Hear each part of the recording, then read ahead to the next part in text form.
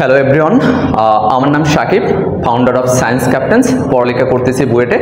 আজকে আমরা বুয়েট 21-22 সেশনে আসা একটা ম্যাথ সলভ করব। ম্যাথটা হচ্ছে সার্কেল চ্যাপ্টার থেকে বৃত্ত চ্যাপ্টারে আসছে। যদিও এই ম্যাথটা করার জন্য বৃত্তর কোনো কনসেপ্ট লাগবে না, এই ম্যাথটা একটু ক্লাসিক ম্যাথ। এই ম্যাথটা আমরা একটু কনসেপচুয়ালভাবে সলভ করার ট্রাই করব। চলো আমরা ম্যাথটা দেখে কিভাবে সলভ করা যায়। এখানে ম্যাথটা ছিল হচ্ছে তিনটা বৃত্ত থাকবে, যেই তিনটা বৃত্তের একটা সাধারণ স্পর্শক থাকবে। তো এখানে দেখা যাইতেছে যে আমাদের তিনটা বৃত্ত আছে, একটা বড় বৃত্ত, একটা মাঝারি বৃত্ত আর একটা ছোট বৃত্ত। আমাদের বুয়েটে কোশ্চেনটা এমন ছিল যে বড় বৃত্ত আর মাঝারি বৃত্তের আমাদের ব্যাসার্ধ দেওয়া ছিল, ছোট বৃত্তের ব্যাসার্ধটা বের করতে বলেছিল। আর কন্ডিশন ছিল যে তিনটা বৃত্তেরই একটা সাধারণ স্পর্শক থাকবে। তো আমাদের এখানে যে তিনটা বৃত্তেরই এই যে একটা রেখা, এটা একটা সাধারণ স্পর্শক আছে। আর আমরা এই তিনটা বৃত্তের মান দিয়ে ম্যাথটা সলভ করার ট্রাই করব না। আজকে আমরা এই তিনটা বৃত্তের একটা রিলেশন তৈরি করার ট্রাই করব, যে এখানে শুধু যে ছোট বৃত্তের ব্যাসার্ধ দেওয়া চাইলেই যে আমরা বের করতে পারবো এরকম না। যে কোনো বৃত্তের ব্যাসার্ধ যদি আমাদের মিসিং থাকে, আমরা যদি এটার রিলেশনটা দেখতে পারি, তাহলে আমাদের জন্য ম্যাথ করা অনেক ইজি হয়ে যাবে। চলো তাহলে আমরা এটার রিলেশনটা দেখার ট্রাই করি। তো এখানে আমাদের যে বড় বৃত্তটা আমি ধরলাম, যে বড় বৃত্তের যে ব্যাসার্ধটা এইটাকে আমরা ধরলাম যে x, অ্যান্ড ছোট বৃত্তের যে ব্যাসার্ধ এইটা ধরলাম আমরা y, অ্যান্ড মাঝারি বৃত্তের ব্যাসার্ধটাকে ধরলাম y, অ্যান্ড ছোট বৃত্তের যে ব্যাসার্ধ এটাকে ধরলাম z। তাহলে আমরা বলতে পারি যে এইটা যদি এখানে একটা, তাহলে এইটাও আমাদের x, তাহলে আমরা এটাকেও বলতে পারি y। এখন আমরা এখান থেকে এই কেন্দ্র থেকে এইটুকু বলতে পারি z। এখন আমরা এই বরাবর একটা লম্ব টানব, তাহলে এইটুক যদি z হয়, এইটা যদি z হয়, তাহলে আমরা বলতে পারি যে এখান থেকে এইটাও z, রাইট? আর এখান থেকে এইটা হচ্ছে আমাদের z, আর এখান থেকে এটা x। তাহলে এই ছোট বৃত্তের কেন্দ্র থেকে বড় বৃত্তের কেন্দ্র এই টোটাল দূরত্ব হচ্ছে x প্লাস z। তাহলে আমরা বলতে পারি এটা হইতেছে x প্লাস z, রাইট? আর এখান থেকে এইটা যদি আমাদের x হয়, আর এখান থেকে তাহলে এই পর্যন্ত আমরা লিখতে পারি যে x মাইনাস z। এখন আমরা ধরলাম যে এখান থেকে এতটুকের যে দূরত্ব সেটা হচ্ছে a। তাহলে এইটা যদি a হয়, তাহলে আমরা বলতে পারবো এখান থেকে এইটা হচ্ছে a। এখন আমরা একটা পিথাগোরাসের সূত্র অ্যাপ্লাই করব।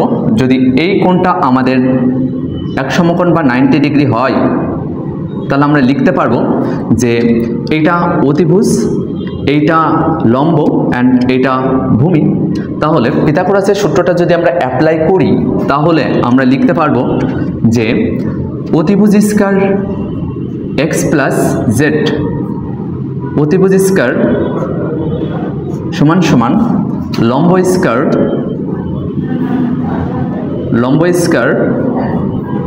প্লাস ভূমি স্কয়ার, অতিভুজ স্কয়ার সমান সমান লম্ব স্কয়ার প্লাস ভূমি স্কয়ার, রাইট?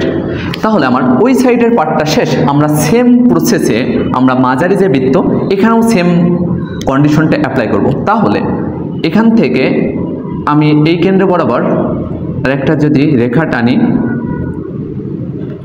তাহলে আমরা বলতে পারি এখান থেকে এইটুকু আমাদের z,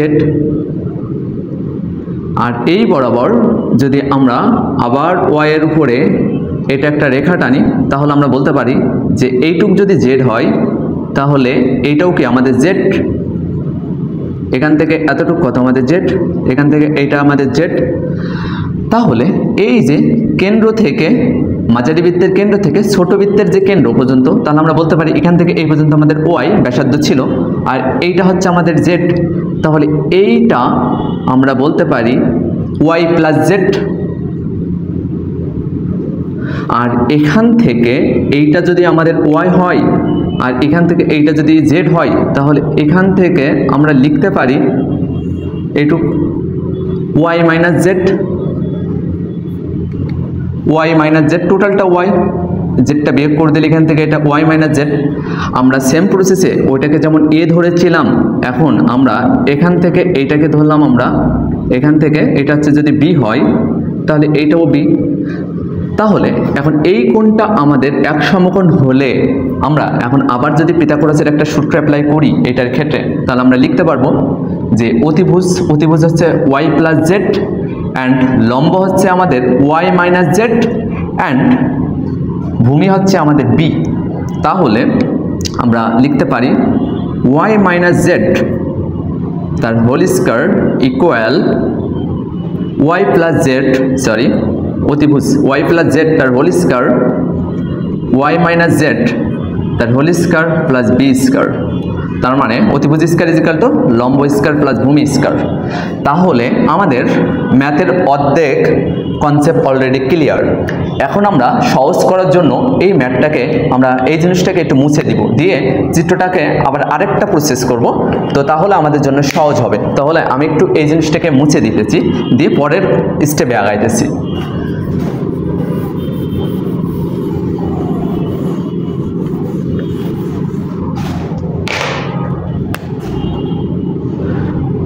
এইটা ছিল এই বৃত্তের কেন্দ্র, আর এখানে এটা ছিল এই বৃত্তের কেন্দ্র, আর এটা ছিল এই বৃত্তের কেন্দ্র।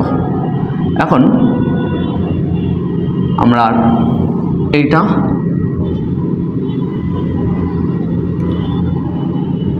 ছিল আমাদের এক্স আর এটা ছিল আমাদের ওয়াই।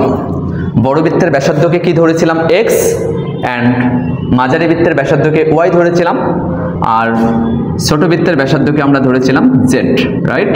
ওকে, এখন আমরা এখান থেকে এটা কি ছিল, এটা ছিল আমাদের এ আর এটা ছিল আমাদের কি বি। তার মানে এখান থেকে এই পর্যন্ত আমরা টোটাল বলতে পারি যে এ প্লাস বি। তাহলে আমি যদি এখন এই কেন্দ্র থেকে এই কেন্দ্র একটা রেখা টানি, এই কেন্দ্র থেকে এই কেন্দ্র একটা রেখা টানলাম এবং এই বরাবর একটা লম্ব টানলাম, তাহলে আমরা বলতে পারি এখান থেকে এইটা কি ছিল আমার এ আর এটা বি। তাহলে এখান থেকে এই পর্যন্ত কি ছিল আমার এ প্লাস বি, রাইট? এখন এইখান থেকে এই পর্যন্ত ছিল আমার কি ব্যাসার্ধ।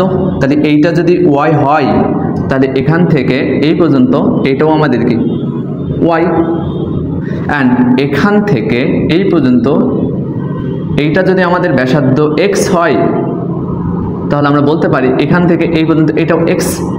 তার মানে এই কেন্দ্র থেকে এই কেন্দ্র পর্যন্ত আমরা বলতে পারি এক্স প্লাস ওয়াই, রাইট? এখান থেকে এই পর্যন্ত কি আমরা এটুকু যদি ওয়াই আর এটা এক্স, তার মানে আমাদের কি এক্স প্লাস ওয়াই, আর এইটা যদি এ আর এটা বি তাহলে এটা কি হবে এ প্লাস বি। এখন এই যে টোটালটা কত ছিল আমার, টোটালটা ছিল আমার এক্স, কিন্তু এখান থেকে এই পর্যন্ত আমরা বলতে পারবো কি এখান থেকে এইটা যদি ওয়াই হয় তাহলে এখান থেকে এই পর্যন্ত কি আমাদের ওয়াই। তাহলে এখান থেকে এই পর্যন্ত আমরা বলতে পারবো x minus y, x minus y. তাহলে এইটাও একটা সমকোণী ত্রিভুজ হলো, এইটা আমাদের যদি 90 ডিগ্রি হয় তাহলে আমরা এইটা হচ্ছে অতিভুজ, এক্স প্লাস ওয়াই আমার অতিভুজ, ভূমি হচ্ছে এ প্লাস বি আর লম্ব হচ্ছে এক্স মাইনাস ওয়াই। তাহলে আমরা লিখতে পারি যে এখান থেকে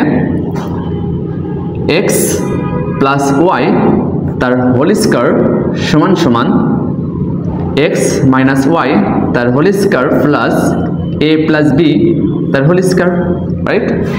এখন আমরা এই তিনটা সমীকরণকে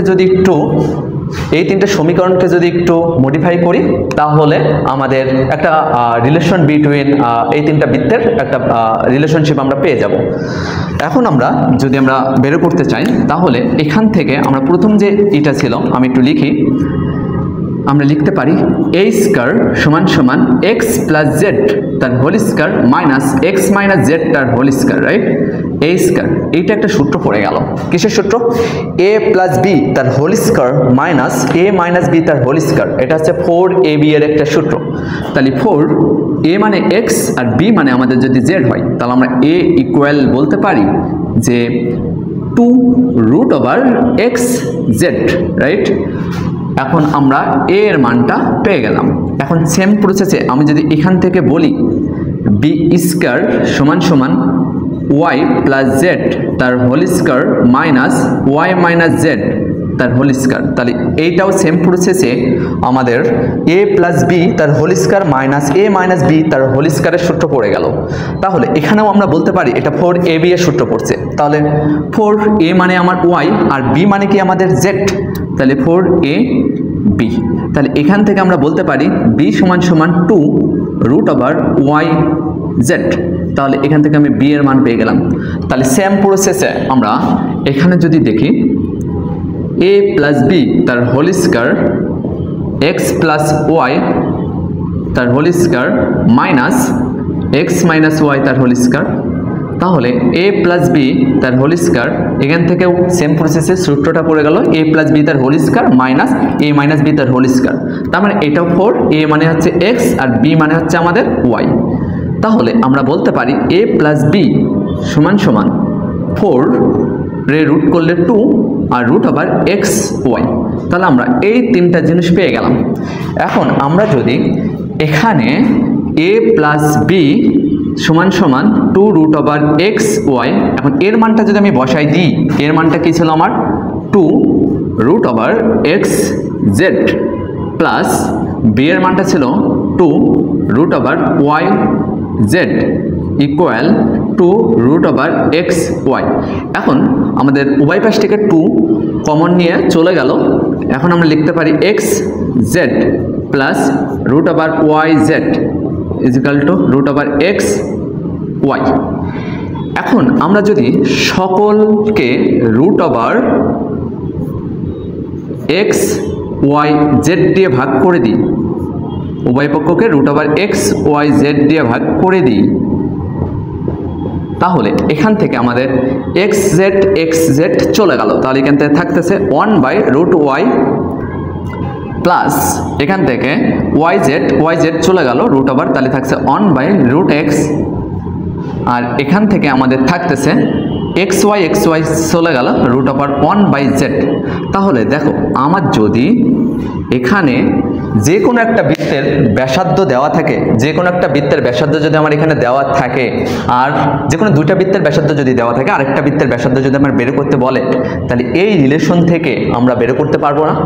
এখন আমাদের যেই কোশ্চেনটা বুয়েটে আসছিল, বলা ছিল যে এই যে বড় যে বৃত্তটা তার মানে বড় বৃত্তের ব্যাসার্ধ কি ধরেছিলাম আমরা? বড় বৃত্তের ব্যাসার্ধ ধরেছিলাম আমরা x।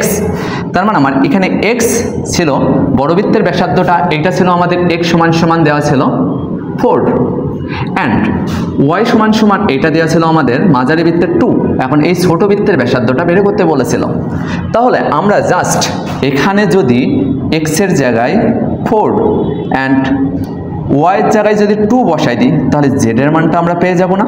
তো এই ম্যাথটার সমাধান যদি এইভাবে করতে পারি আমরা, তাহলে এই রিলেশনটা যদি আমি মনে রাখতে পারি বা এই জিনিসটা কিভাবে আসছে যদি বিষয়টা বুঝতে পারি, তাহলে আমাদের ক্ষেত্রে এই ম্যাথটা করা কোনো বিষয় না।